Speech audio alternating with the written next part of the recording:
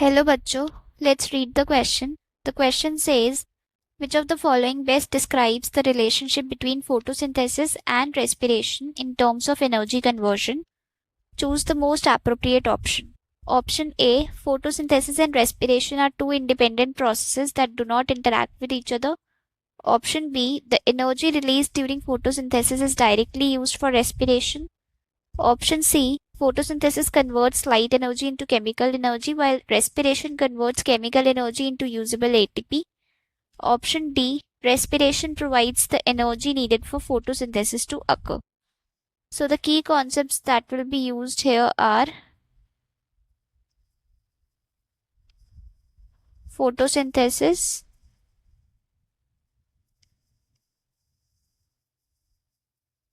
and respiration.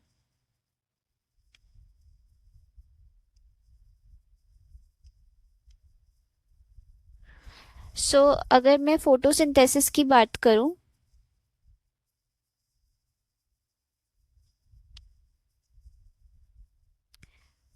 it is the process of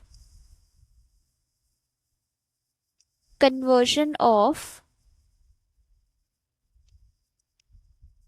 light energy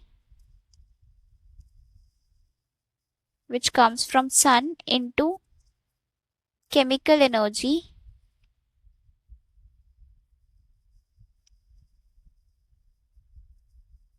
जो कि store होती है ग्लूकोज में।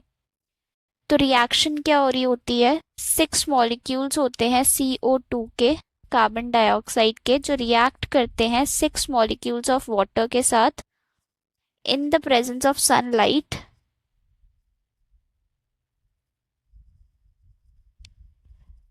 ग्लूकोज की फॉर्मेशन होती है, दैट इज C6H12O6, और साथ में 6 मॉलिक्यूल्स ऑफ ऑक्सीजन बनते हैं। अब अगर मैं रेस्पिरेशन की बात करूं, जो रेस्पिरेशन होता है वो बिल्कुल रिवर्स्ड प्रोसेस होता है फोटोसिंथेसिस का।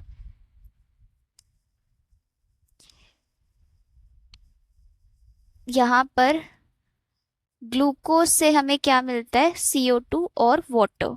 तो ये प्रोसेस हो रहा है रेस्पिरेशन का। अब यहाँ पर हमें स्टेटमेंट बोली है, पहली स्टेटमेंट कह रहा है photosynthesis and respiration are two independent processes that do not interact with each other. ये तो बिल्कुल गलत हो गई, बिल्कुल अलग प्रोसेसेस नहीं है, लगभग सेम ही है बट रिवर्स्ड है। तो फर्स्ट स्टेटमेंट हमारी रॉन्ग हो जाएगी। सेकेंड स्टेटमेंट कह रहा है the energy release during photosynthesis is directly used for respiration.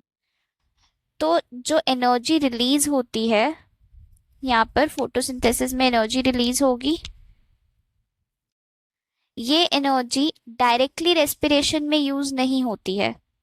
Photosynthesis हुआ, प्लांट्स ने खाना बनाया, ग्लूकोज बनाया, फिर जो सेल्स होंगे बॉडी के, ऑर्गेनिज्म के, वो उस एनर्जी को यूज करेंगे सेलुलर रेस्पिरेशन के थ्रू और ATP प्रोड्यूस करेंगे, और फिर वो एनर्जी यूज करी जाएगी डिफरेंट लाइफ प्रोसेसेस के लिए। तो जो ये एनर्जी बनती है वो रेस्पिरेशन में डायरेक्टली नहीं बल्कि इनडायरेक्टली यूज होती है। तो सेकेंड स्टेटमेंट भी हमारी रॉन्ग हो जाएगी। थर्ड स्टेटमेंट कह रहा है photosynthesis converts light energy into chemical energy. Correct है, जो फोटोसिंथेसिस होता है उसमें लाइट एनर्जी जो सन से आती है वो केमिकल एनर्जी में कन्वर्ट होती है, while respiration converts chemical energy into usable ATP। और रेस्पिरेशन में क्या होता है, जो एनर्जी प्रोड्यूस होती है फोटोसिंथेसिस में वो इनडायरेक्टली यूज होकर जो रेस्पिरेशन प्रोसेस होता है उसमें ATP की फॉर्मेशन होती है, और फिर उस ATP को यूज किया जाता है डिफरेंट सेलुलर फंक्शंस के लिए। तो ये स्टेटमेंट हमारी करेक्ट हो जाएगी। और लास्ट स्टेटमेंट बोल रहा है respiration provides the energy needed for photosynthesis to occur. Respiration से एनर्जी नहीं मिलती है, फोटोसिंथेसिस से इनडायरेक्टली यूज होती है रेस्पिरेशन के लिए।